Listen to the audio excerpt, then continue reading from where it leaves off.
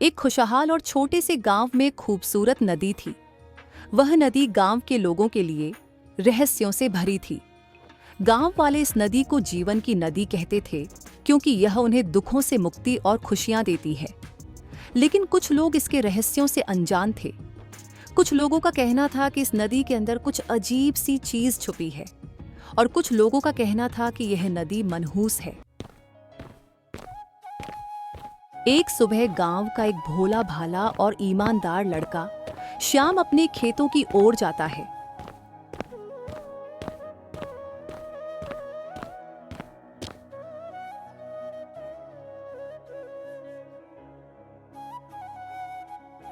खेत में काम करते करते दोपहर हो जाती है। तेज धूप के कारण श्याम को प्यास लगती है। आज तो बहुत तेज धूप है। लगता है इस गर्मी के चलते आज मेरे खेत का काम पूरा नहीं होगा।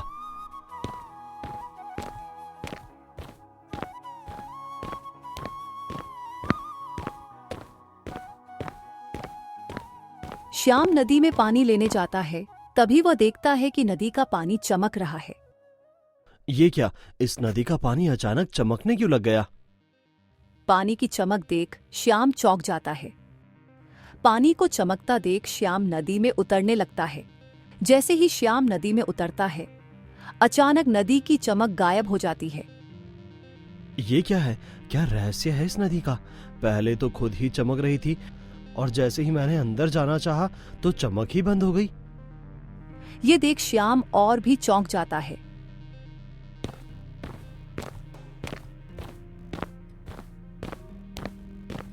श्याम वहां से घर की ओर चला जाता है। रास्ते में उसे बरगद के पेड़ के नीचे एक बूढ़ा आदमी बैठे हुए दिखता है। श्याम उस आदमी के पास जाता है और कहता है, काका, मुझे आपसे एक बात पूछनी है। श्याम, पहले बैठ जाओ, फिर जो पूछना है वो पूछो। श्याम काका के पास जाकर बैठ जाता है और कहता है, काका, आज मैं नदी किनारे पानी लेने गया था और मैंने वहां नदी को चमकते देखा, पर जैसे ही मैं नदी में गया तो अचानक नदी की चमक बंद हो गई। ऐसा क्या है उस नदी में? श्याम, वो नदी अपने अंदर कई रहस्य छुपाए हुए है, पर किसी को भी उस नदी का रहस्य नहीं पता। बस पुरानी बातें ही है उस नदी के बारे में। किस तरह की बातें काका? मेरे पिताजी कहते थे वो नदी रहस्यमयी है और मायावी भी। उस नदी के रहस्य को जानने के लिए बहुत लोग गए, पर उसका रहस्य कभी नहीं खुला और बहुत से लोग तो वहां से वापस भी नहीं लौटे। पर काका, मैं भी गया था नदी के पास, मैं तो सही से वापस आ गया।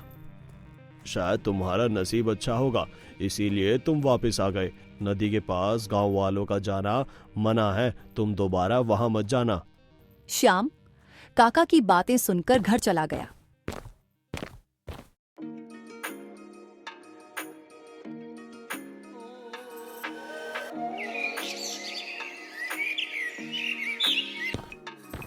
अगली सुबह श्याम अपने दोस्त कमल और नेहा के पास जाता है। रास्ते में गांव के लोग एक जगह इकट्ठा थे। उसे देख श्याम भी वहां जाता है। गांव के लोग नदी को लेकर बातें कर रहे थे। गांव वालों की बातें सुनकर श्याम अपने दोस्तों के पास गया। श्याम ने अपने दोस्तों को नदी की सारी बात बताई। हाँ श्याम, मैंने भी उस नदी के बारे में सुना है कि वो बहुत रहस्यमयी है। और मेरे बाबा ने तो मुझे नदी से दूर ही रहने को कहा है। लौटते समय मैंने रामू काका को सारी बातें बताई। उन्होंने भी नदी के पास जाने को मना किया था। पर ऐसा क्यों? क्या है उस नदी में जो गांव वाले उस नदी के पास जाना पसंद नहीं करते? रामू काका गांव के सबसे बूढ़े और समझदार आदमी हैं। कहते हैं उन्होंने अपनी जिंदगी का एक हिस्सा नदी के आसपास ही गुजारा है और कुछ पुरानी बातें जानते हैं। नदी का रहस्य तीनों को समझ नहीं आता। वह तीनों अपने अपने घर चले जाते हैं। पर श्याम के दिमाग से नदी का वह दृश्य हट ही नहीं रहा था। कुछ तो होगा उस नदी में, ऐसे ही बिना वजह के नदी नहीं चमकती। मैं कल फिर नदी के पास जाऊंगा। ये सोचकर श्याम घर चला गया।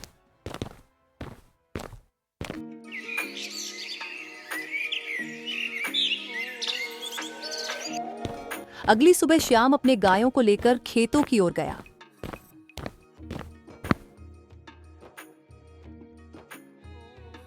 गायों को चारा खिलाने के बाद श्याम नदी की तरफ चल पड़ा। आज तो मैं जान के ही रहूंगा क्या है इस नदी का रहस्य। जैसे ही श्याम नदी के पास गया तो वह नदी फिर से चमकने लगी। श्याम नदी में उतरता गया, तभी अचानक गायों की जोर से चिल्लाने की आवाज आई। गायों की आवाज सुनकर श्याम गायों की तरफ भागा। श्याम ने खेत में पहुंचकर देखा तो उसकी दोनों गायें मरी पड़ी थीं। गायों को मरा देख श्याम की आंखें भर जाती हैं। यह खबर गांव में पहुंचती है। गांव वाले गायों की मौत का जिम्मेदार श्याम को ठहराते हैं। गिरधारी, मैंने उससे कहा था कि उस नदी के पास दोबारा मत जाना, वहां जाना ठीक नहीं है। श्याम के माता पिता भी श्याम को ही गायों की मौत का जिम्मेदार ठहराने लगे। श्याम उस घटना के बाद नदी के आसपास की जगह से भी डरने लगा। वह गायों की मौत के सदमे से बाहर नहीं निकल पा रहा था। इसे देख श्याम के माता पिता श्याम को कुछ दिनों के लिए दूसरे गांव रिश्तेदारों के पास भेज देते हैं। कुछ दिनों बाद श्याम गांव वापस लौटता है तो उसे गांव का नजारा पूरा बदला बदला सा दिखता है। भाई, यहाँ तो खाली खाली और सन्नाटा क्यों है? कोई मर गया है क्या? हाँ, तुम्हारी वजह से। मेरी वजह से? पर मैंने ऐसा क्या किया? वह आदमी वहां से चला जाता है। आदमी की बातों से श्याम को घबराहट होने लगती है। श्याम घर चला जाता है। घर के पास बहुत से लोग इकट्ठा थे। इसे देख श्याम और भी घबराने लगता है। तभी आवाज आती है, तुम्हारे बेटे की वजह से ये सब हो रहा है। ना वह उस मनहूस नदी के पास जाता और ना ही ये सब होता। ये बोलकर गांव वाले चले जाते हैं। श्याम अपने माता पिता को संभालता है। कुछ देर बाद श्याम अपने दोस्त नेहा और कमल के पास जाता है। गांव में क्या हुआ? गांव वाले हमें क्यों परेशान कर रहे हैं? श्याम, जब तुम गांव में नहीं थे तो यहाँ बहुत कुछ हो गया। अचानक गांव का तालाब सूखने लग गया, आसपास की नदी भी सूख गई, खेतों में फसल नहीं हो रही, बच्चे और बूढ़े बीमार हो रहे हैं, गांव के कुछ लोग मर भी गए हैं और जो रहस्यमय नदी है उसका पानी भी जहरीला हो गया है। पता नहीं ये सब किस कारण से हो रहा है। रामू काका भी बीमार है। लोगों ने गांव को छोड़ना शुरू कर दिया है। समझ नहीं आ रहा हम कहाँ जाएंगे, कहाँ रहेंगे। गांव वालों का कहना है तुमने जब से उस नदी में कदम रखा है तभी से ये सब शुरू हुआ है। श्याम तुरंत घर चला गया। हो ना हो गांव की समस्या उसी नदी से जुड़ी है। अगर मैं जिम्मेदार हूं तो मैं इसे ठीक करूंगा।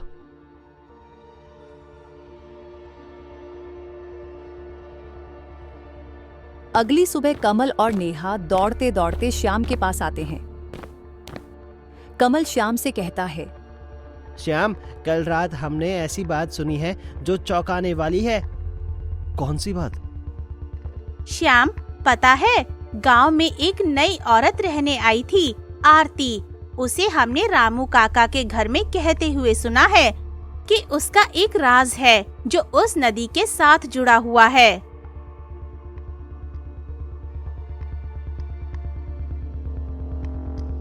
काका, आप कुछ तो छुपा रहे हैं नदी के बारे में। क्या गांव में ये मुसीबत उसी नदी की वजह से आई है? हाँ श्याम, गांव की समस्या का कारण वो नदी है। नदी में एक रहस्य छुपा है जिसके कारण गांव की आज ये दशा है। इसके पीछे एक पुरानी कहानी है। उस समय इस गांव का नाम सूरजपुर था। ये गांव अपनी खूबसूरती के लिए जाना जाता था। उस समय इस राज्य का राजा संजय वीर था। राजा बहुत ही बलशाली और बुद्धिमान था। उसने अपनी ताकत और कौशल से अपने राज्य को समृद्ध किया। राजा को अपनी ताकत, ऐश्वर्य और संपत्ति का घमंड हो गया था। एक दिन एक साधु अपनी पत्नी के साथ सूरजपुर रहने आया था। सरोजनी, ये गांव कितना संपन्न है और यहाँ का दृश्य कितना खूबसूरत है। हाँ स्वामी, यहाँ के राजा जरूर निष्ठावान, दया, प्रेम और विनम्रता के पुजारी होंगे। धन्य है ये राज्य जिसे ऐसा राजा मिला है। राजमहल में पहुंचते ही साधु राजा से कहता है, धन्य है ये राज्य जिसे आप जैसा राजा मिला है। राजन, मैं और मेरी पत्नी ने पूरा जीवन भक्ति में बिताने का प्रण लिया है। हमें भगवान की पूजा आराधना के लिए थोड़ी सी जमीन दे दीजिए। कुछ समय बाद हम यहाँ से कहीं और चले जाएंगे। महाराज, हम ऐसे ही किसी को भूमि दान नहीं कर सकते। क्या पता ये कौन है, किसी दूसरे राज्य का जासूस भी हो सकता है। नशे में चूर राजा साधु को संदेह भरी नजर से देखता है। महाराज, हम यहाँ भक्ति से आपके ही राज्य की भलाई की कामना करेंगे। ठीक है मंत्री महोदय, इस साधु को रहने के लिए जमीन और अनाज दे दिया जाए। नहीं राजन, हमें जमीन की ही आवश्यकता है। अनाज हम अपनी मेहनत से अर्जित करेंगे। कोई अपने कर्म को अपने आप से मुक्त नहीं कर सकता। साधु की बातों से दरबार में मौजूद सभी लोग बहुत प्रभावित होते हैं। साधु और उसकी पत्नी ने गांव में अपना बसेरा बसाया। कुछ ही दिनों में साधु की भक्ति और मीठे वचन लोगों के दिलों में घर करने लगे। गांव के लोग स्वार्थ, ईर्ष्या और जलन से मुक्त होकर शांति और भक्ति के मार्ग पर चलने लगे। साधु और उनकी पत्नी अपनी शिक्षा और ज्ञान से लोगों को सही सोच और सही दिशा दिखाने लगे। इस बात की खबर राज दरबार में मंत्रियों को पता चली। मंत्रिमंडल साधु की हर हरकत पर नजर रखने लगे। गांव वालों की साधु और उसकी पत्नी के प्रति बढ़ती लोकप्रियता को देख मंत्रिमंडल और राजगुरु को उससे परेशानी होने लगी। अगर इसी प्रकार लोग उस पाखंडी की बातों में आते रहे तो हमारा वजूद खतरे में होगा और हमें उसके चरणों में जाना होगा। तुम ठीक बोल रहे हो चतुरनाथ। किसी ऐसे गैर को शरण क्यों मिली? वो तो पूरे राज्य हथियाने की सोच रहा है। इसकी खबर महाराज को देनी होगी। एक दिन मंत्रियों ने राजा से साधु की शिकायत की। महाराज, वो साधु आपके खिलाफ षड्यंत्र रच रहा है। लोगों में आपकी छवि को खराब करने की कोशिश कर रहा है। हाँ महाराज, वो अपनी मीठी मीठी बातों से सबको आपके खिलाफ कर रहा है। उसने कुछ दिनों के लिए जमीन मांगी थी और वो तो जाने का नाम ही नहीं ले रहा। उस साधु की इतनी हिम्मत कि वो मेरी ही प्रजा को मेरे खिलाफ करे। लोगों को उसके पास जाने पर रोक लगा दी जाए और साधु को राज दरबार में उपस्थित किया जाए। अगले दिन साधु और उसकी पत्नी राज दरबार में आते हैं। साधु, तुम पर राजा के खिलाफ षड्यंत्र करने का आरोप है। हमने सुना है तुमने हमारी ही प्रजा को हमारे खिलाफ भड़काया है। नहीं महाराज, हम ऐसा क्यों करेंगे? हम पति पत्नी तो लोगों को सही मार्ग की ओर प्रेरित कर रहे हैं और महाराज, शिक्षा और ज्ञान तो सबका अधिकार है। अब तुम महाराज से ऊंची आवाज में बात करोगे? ये गांव के लोग और ये गुप्तचर ने तुम्हें महाराज के खिलाफ बातें करते सुना है। कहीं तुम खुद ही महाराज बनने का सपना तो नहीं देख रहे? हाँ महाराज, ये साधु धन का लालची है। महाराज, ये कोई साधु नहीं, इसने गांव के लोगों को अपनी बातों में फंसाकर अपनी जेब भर रखी है। महाराज, इसके घर इतना धन प्राप्त हुआ है। अब क्या कहना है साधु? सन्यासी को धन की क्या जरूरत है? महाराज, ये धन लोगों ने अपनी इच्छा से मंदिर में प्रभु के सामने चढ़ाया है। इससे हमें कोई लाभ नहीं। झूठ! अगर धन से कोई लाभ नहीं तो इसे घर की तिजोरियों में क्यों रखा था? ये गलत बात है महाराज, ये सब झूठ है। हमें फंसाने की कोशिश की जा रही है। बस, तुमने हमारा विश्वास का नाश किया है। सारे सबूत तुम्हारे खिलाफ है। मंत्रिमंडल इसके लिए उचित दंड निर्धारित करें। महाराज, हमारी बात तो सुनिए। गुप्तचर और गांव वालों को गलत फहमी हुई है। हमें क्षमा करें महाराज, हम आज ही ये गांव छोड़कर चले जाएंगे। महाराज, इसकी मंशा ये है कि पाखंडी आपका राज्य, आपका राजपाट हथियाने की योजना बना रहा है। सही समय में इस सांप को फन दिखा है। इतना बड़ा विश्वासघात! मेरी प्रजा को मेरे ही खिलाफ कर दिया। इसे तो मृत्यु दंड मिलेगा। दया महाराज, हमने प्रभु की भक्ति का प्रण लिया है। मुझे तुम्हारे भगवान से कोई लेना देना नहीं। इस अपराध को क्षमा नहीं, दंड मिलेगा।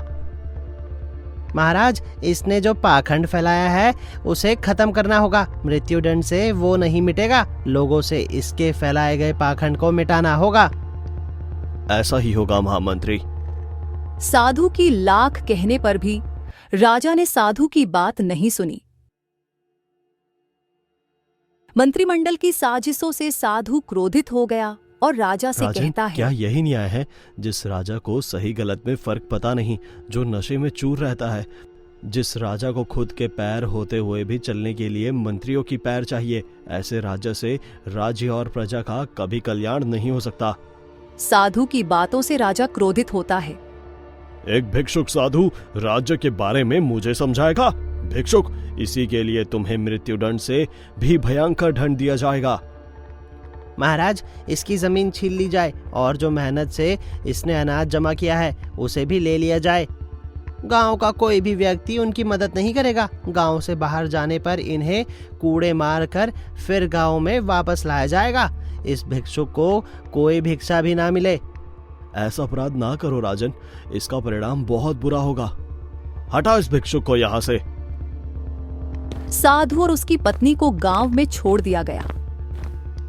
भूख और प्यास से दोनों कई दिन तक भटकते रहे, पर किसी ने भी उनकी मदद नहीं की। साधु से पत्नी की हालत देखी नहीं गई और वह फिर राजा के पास गया। एक बार मुझे महाराज से मिलने दीजिए।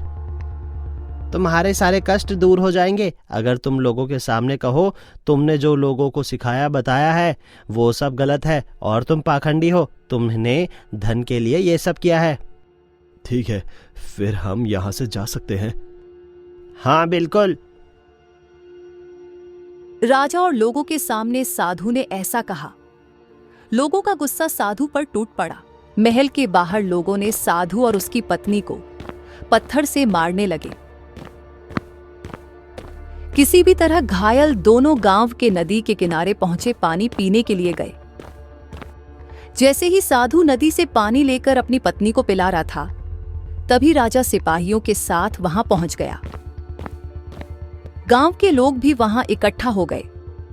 सिपाहियों ने साधु से पानी छीन लिया। प्यास से साधु की पत्नी तड़प तड़प कर मर गई, पर किसी ने उसकी मदद नहीं की। अपनी आंखों के सामने साधु अपनी पत्नी को मरता देख बहुत ही दुखी हुआ। साधु राजा की इस क्रूरता और लोगों की चुप्पी से क्रोध में सभी गांव वालों और राजा को श्राप देता है। तुम लोगों ने एक सच्चे और ईमानदार सन्यासी को कष्ट पहुंचाया है। इस कष्ट का दर्द तुम सभी को भोगना पड़ेगा।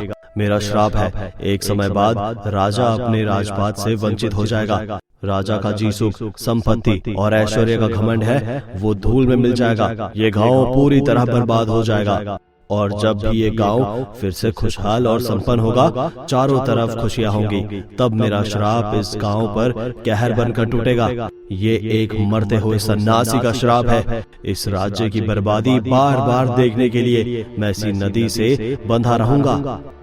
यह कहकर साधु ने अपने प्राण त्याग दिए। राजा इस बात को हंसी में डालकर महल चला गया। कुछ दिनों के बाद राज्य में मुसीबत का पहाड़ टूट पड़ा। जो गांव अपनी खूबसूरती के लिए जाना जाता था, वह एक वीरान गांव में बदलने लगा। राज परिवार, मंत्रिमंडल सब धीरे धीरे खत्म हो गए। बेटा श्याम, ये उसी साधु के श्राप का असर है जो इस गांव में हो रहा है। उसने कहा था कि जब जब ये गांव सुख समृद्धि से भरा होगा, तब तब उसका श्राप उस पर ग्रहण की तरह छा जाएगा। काका, इसका कोई तोड़ तो होगा?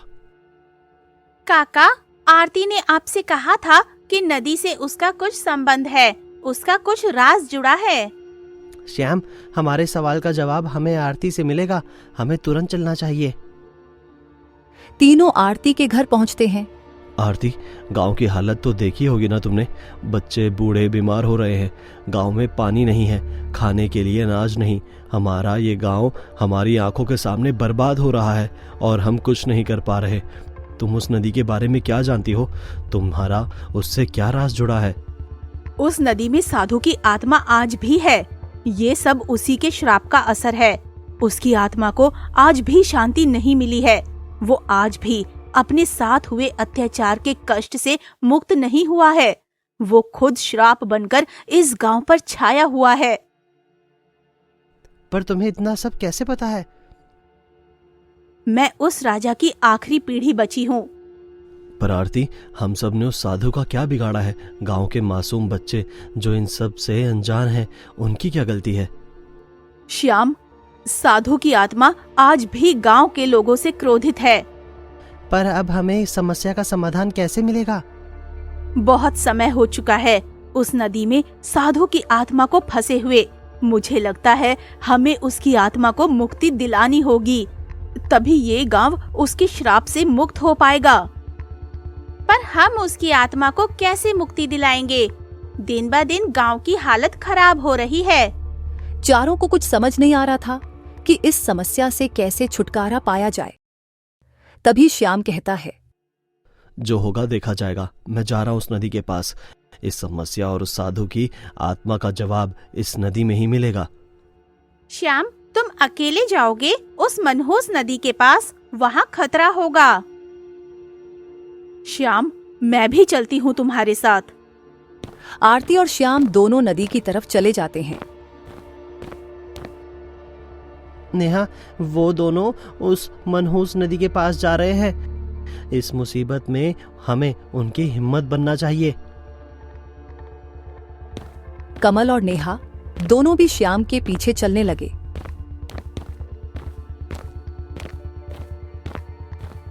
चारों लोग नदी के पास पहुंचते हैं।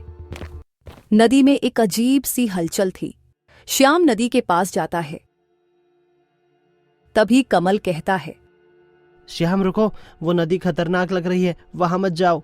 श्याम फिर भी नदी में जाता है। जैसे ही श्याम नदी में कदम रखता है, नदी में आग लग जाती है। ये देख कमल और नेहा श्याम के पास जाते हैं। तभी अचानक नदी से साधु की आत्मा बाहर आ जाती है।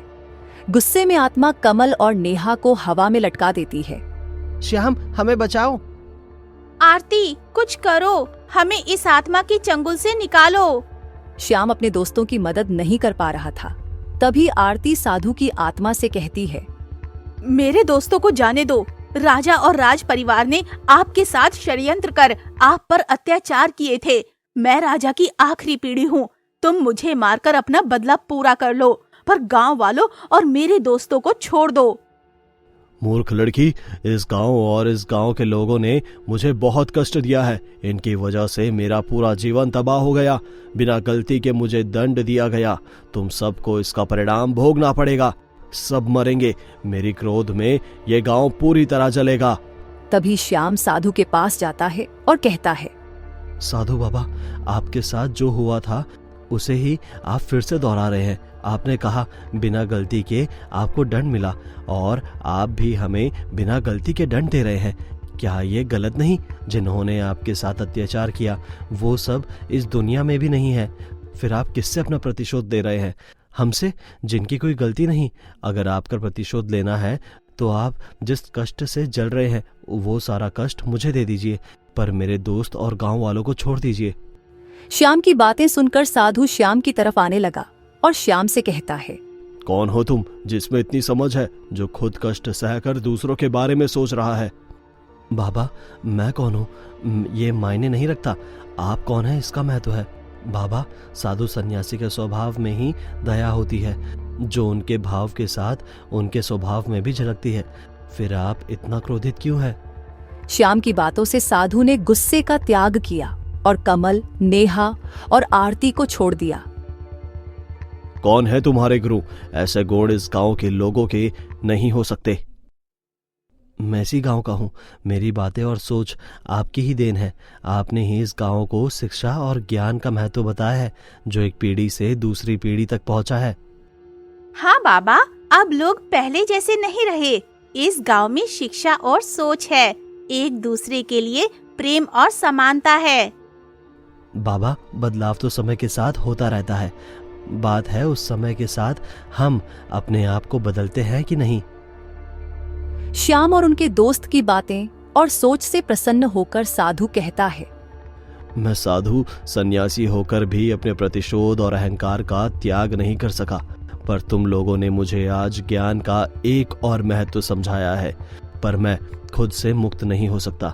मुझे मुक्ति दिलाने के लिए तुम लोगों को इस नदी के जल को गांव के शिव मंदिर में ले जाकर चढ़ाना होगा, तब मुझे मुक्ति मिलेगी। मैं अपने प्रतिशोध में अंधा हो गया था।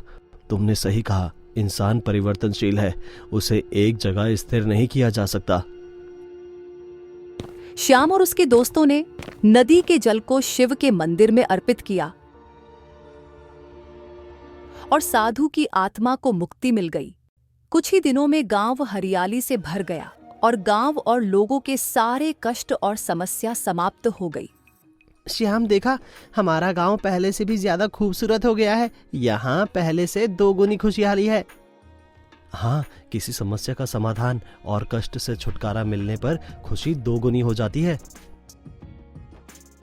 गांव के लोगों ने श्याम और उसके दोस्तों की सराहना की और सूरजपुर गांव एक बार फिर खुशहाली से झूम उठा।